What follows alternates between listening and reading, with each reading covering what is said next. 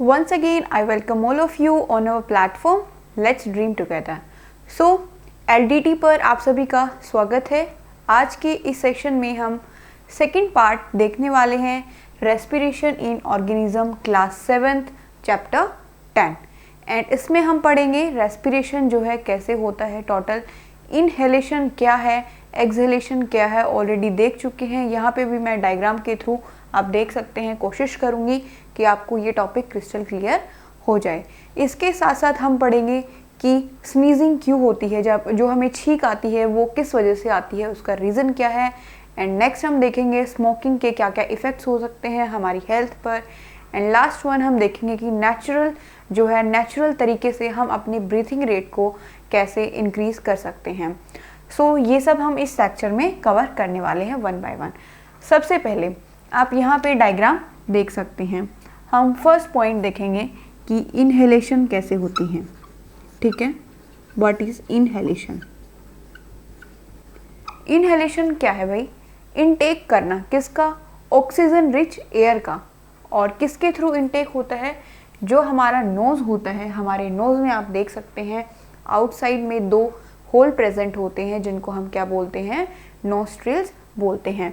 तो कैसे एयर अंदर जाती है? ऑक्सीजन रिच एयर जो है हमारे नोस्ट्रिल्स के थ्रू, कहाँ से, किसके थ्रू? नोस्ट्रिल्स के थ्रू जो है कहाँ जाएगी? नेज़ल कैविटी में जाएगी। कहाँ जाएगी? Nasal cavity. ठीक है, सो ये था भाई इनहेलेशन। अब आपने इनहेल कर लिया है एयर को, उसके बाद आगे उसका क्या स्टेप रहने वाला है? सबसे पहला स्टेप जो है वो नेज़ल कैविटी में जाएगी नोस्ट्रिल्स की हेल्प से। अब यहाँ पे नोज़ल कैविटी में जो है क्या प्रेजेंट रहते हैं? छोटे छोटे जो हैं हेयर्स प्रेजेंट रहते हैं और इनका फंक्शन क्या होता है? ये म्यूकस सिक्रीट करते हैं। क्या सिक्रीट करते हैं? म्यूकस सिक्रीट करते हैं। और चिपचिपा पदार्थ जो होता है उसको हम म्यूकस बोलते हैं, जिसकी हेल्प से जो डस्ट पार्टिकल्स होते हैं उनको ये अपने अंदर जाने से रोक लेते हैं। क्या करते हैं? उनको अंदर जाने से रोक लेते हैं। बट कई बार क्या होता है, जो डस्ट पार्टिकल्स हैं वो अंदर चले जाते हैं और जो म्यूकस है वो नहीं बनता है, या फिर हम बोल सकते हैं बाय चांस जो है अगर वो पार्टिकल्स हमारे रेस्पिरेटरी सिस्टम में नेज़ल कैविटी के थ्रू अंदर ट्रैकिया तक पहुंचते हैं, तो यहाँ पे जो है हमारा जो सिस्टम है वो उसको रिस्पॉन्ड करता है और वो कोशिश करता है कि जल्दी से इसको बाहर निकाला जाए, और वो चीज़ हो जाती है फिर स्नीजिंग। तो स्नीजिंग जो है कब होती है? जब हमारे हेयर्स जो है अपना फंक्शन ना करे और हमारे अंदर डस्ट पार्टिकल्स चले जाते हैं, तो जो हमारे लंग्स होते हैं, फेफड़े, वो उस चीज़ को रिवर्ट बैक कर देते हैं, पीछे की तरफ धकेल देते हैं, जिसकी वजह से हमें स्नीजिंग होती है, छींक आती है। आई होप आपको यहाँ तक क्लियर हो गया होगा। नेक्स्ट जो है फंक्शन आपने नोज का देखा, नोस्ट्रिल के थ्रू हमने एयर को इनहेल किया, ऑक्सीजन रिच एयर को। उसके बाद जो हमारी एक तो होती है नेज़ल कैविटी, दूसरी होती है ओरल या फिर बक्कल कैविटी। जो हमारा माउथ होता है हम ऑलरेडी डाइजेस्टिव सिस्टम में देख चुके हैं। तो जो ये दोनों कैविटीज़ होती ना, एक ही यहाँ से आई, एक ये यहाँ से आई, और फिर ये दोनों आके एक जगह पे मिल जाती हैं, अटैच हो जाती हैं दोनों। ठीक है, उसको हम क्या बोलते हैं? फेरिंग्स बोलते हैं, जहाँ पे विंड पाइप और फूड पाइप दोनों जो है एक साथ उनका मिलाप होता है, उसको हम क्या बोलेंगे? फेरिंग्स बोलेंगे। यहाँ पे जो है सेकंड स्टेप में एयर पहुँच जाती है। इसके बाद थर्ड पॉइंट आता है रास्ते में लैरिंग्स। लैरिंग्स क्या होता है? ये होता है वॉइस बॉक्स। क्या होता है? लैरिंग्स इज अ वॉइस बॉक्स, और इसको हम कई बार दूसरे नाम से भी जानते हैं, एडम एप्पल। क्या होता है? Adam Apple. आप जो है किसी भी मेल में अगर ऑब्जर्व करेंगे तो आपको यहाँ पे एक पार्ट जो है निकला हुआ दिखेगा, उसी को हम बोलते हैं लैरिंग्स या फिर वॉइस बॉक्स या फिर एडम एप्पल। आई होप आपको यहाँ तक जो है क्लियर हो गया होगा। उसके बाद नेक्स्ट जो है हमारी जो हवा होती है वो कहाँ पे पास ऑन होती है? आपको ये ट्रैकिया दिख रहा होगा, और ट्रैकिया के थ्रू एयर जो है फर्दर जो है डिवाइड हो जाती है दोनों लंग्स में। किसकी हेल्प से? ब्रोंकाई की हेल्प से। सो डिवीज़न जो होता है ना स्टार्टिंग में, जैसे कि ये था हमारा ट्रैकिया, और इस ट्रैकिया के बाद फिर ये 2 लाइंस में, 2 ब्रांचेस में टूट जाता है, उनको हम क्या बोलते हैं? ब्रोंकाई बोलते हैं। और इस ब्रोंकाई के बाद वो छोटी छोटी, जैसे पेड़ पे टहनियाँ होती हैं ना, ऐसे ही हमारे लंग के अंदर ब्रांचेस होती हैं, जिनको हम क्या बोलते हैं? ब्रोंक्यूल्स बोलते हैं। सो 4th पॉइंट ट्रैकिया में आई, देन 5th पॉइंट ब्रोंकाई में आई, उसके बाद हवा कहाँ जाती है? ब्रोंक्यूल्स में जाती है, एंड लास्ट वन जो कि है एल्वियोली, 7th पार्ट। यहाँ पे एल्वियोली में क्या होता है? एल्वियोली में होता है एक्सचेंज ऑफ गैसेस। क्या होता है? गैसेस का एक्सचेंज। आई होप आपको यहाँ तक क्लियर हो गया होगा। अब जैसे ही ऑक्सीजन इस एल्वियोली में आती है तो ये एल्वियोली के थ्रू कहाँ पे जाएगी? हमारे ब्लड में चली जाएगी फर्दर। अब ये ब्लड में जाएगी, ब्लड में जो है सेल्स जो होती हैं एनर्जी ऑब्टेन करने के लिए ऑक्सीजन को यूज़ करेंगी, और उसके बाद वो CO2 को रिलीज़ करेंगी, और फिर वापस जो है CO2 एल्वियोली में आएगी ब्लड की हेल्प से, एंड देन अगेन जो है वो ब्रोंक्यूल्स में जाएगी, ब्रोंकाई में जाएगी, ट्रैकिया में जाएगी, लैरिंग्स में जाएगी, फेरिंग्स में जाएगी, और वापस जो है एक्सेल आउट हो जाएगी। और इसी प्रोसेस को हम क्या बोलते हैं? एक्सहेलेशन बोलते हैं। क्या बोलते हैं? एक्सहेलेशन बोलते हैं। एक्सहेलेशन क्या होता है? इनटेक, जैसे हमने इनहेलेशन में इनटेक किया, ऐसे ही एक्सहेलेशन में एयर का बाहर निकालना। और वो कैसी एयर होती है? वो होती है CO2 रिच एयर, मतलब कि जिस एयर में कार्बन डाइऑक्साइड का अमाउंट ज़्यादा होता है।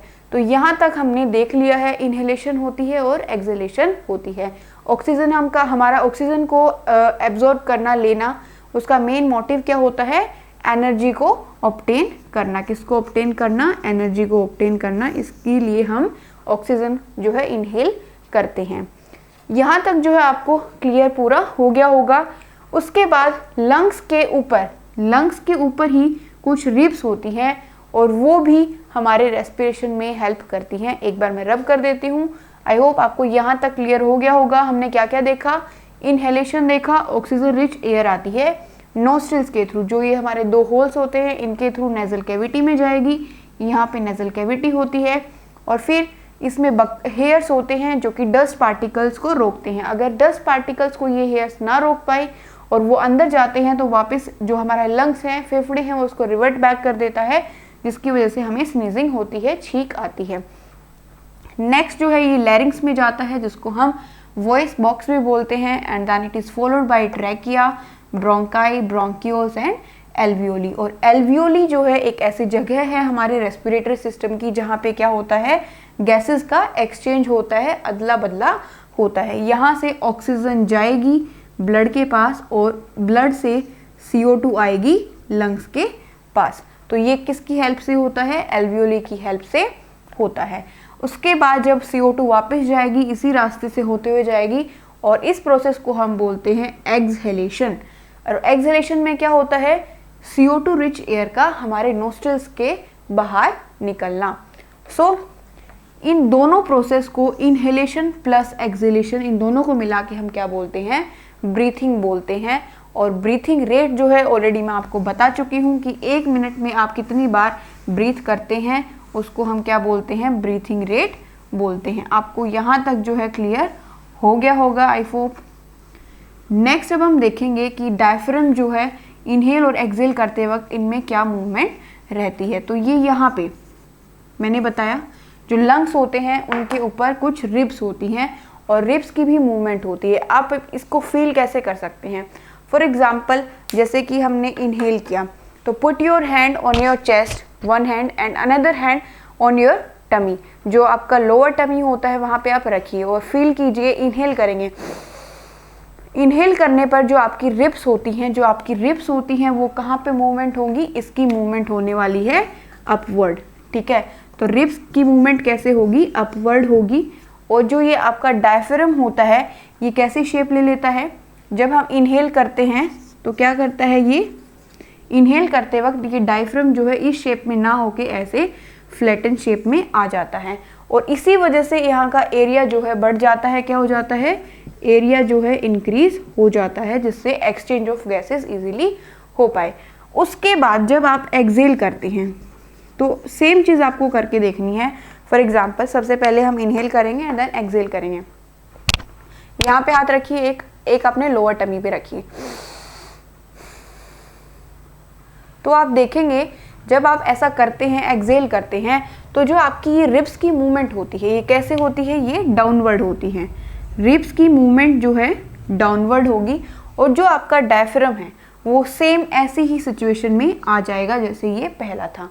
ठीक है, तो इस सिचुएशन में जब वो आएगा तो एरिया जो है कम हो जाएगा, और एरिया जब कम होगा किसी भी चीज़ का, यहाँ पे एरिया कम होगा तो एरिया कम हो जाएगा तो एयर का प्रेशर बढ़ेगा। ठीक है, और एयर हम ऑलरेडी प्रीवियस चैप्टर में देख चुके हैं कहाँ से जाती है, हाई प्रेशर से लो प्रेशर की तरफ फ्लो करती है। तो यहाँ पे एयर का प्रेशर ज़्यादा हो जाएगा, CO2 जो है यहाँ पे ज़्यादा हो जाएगी और इसी वजह से वो बाहर की तरफ एक्सेल आउट हो जाती है। सो ब्रीथिंग क्या होता है, 1 इनहेल और 1 एक्सेल, उन दोनों को हम मिला के क्या बोलते हैं, ब्रीथिंग बोलते हैं। आई होप आपको यहाँ तक जो है पूरा टॉपिक क्रिस्टल क्लियर हो गया होगा। उसके बाद हम स्मोकिंग देखते हैं। स्मोकिंग की वजह से जो है आपके फेफड़े जो है डैमेज हो जाते हैं, सो इसीलिए अवॉइड कीजिए स्मोकिंग को, टबैको को, आपको ये सब नहीं लेना चाहिए। लास्ट हम देखते हैं, आपको कई बार ब्रीथिंग रेट की ज़्यादा ज़रूरत होती है। फॉर एग्जाम्पल एक्सरसाइज करते वक्त we need lot of oxygen. So आप इस चीज़ को नेचुरली कैसे इंक्रीज कर सकते हैं, तो यहाँ पे एक एक्सरसाइज होती है जिसको हम बोलते हैं प्राणायाम। तो आपको प्राणायाम करना चाहिए डेली बेसिस पे एक्सरसाइज करते वक्त, जिससे आप अपनी ब्रीथिंग रेट को बढ़ा सकते हैं इन a natural way. I hope आपको ये वीडियो जो है क्रिस्टल क्लियर होगी। Don't forget to like the video, share it among your friends and या do subscribe our channel. Let's dream together.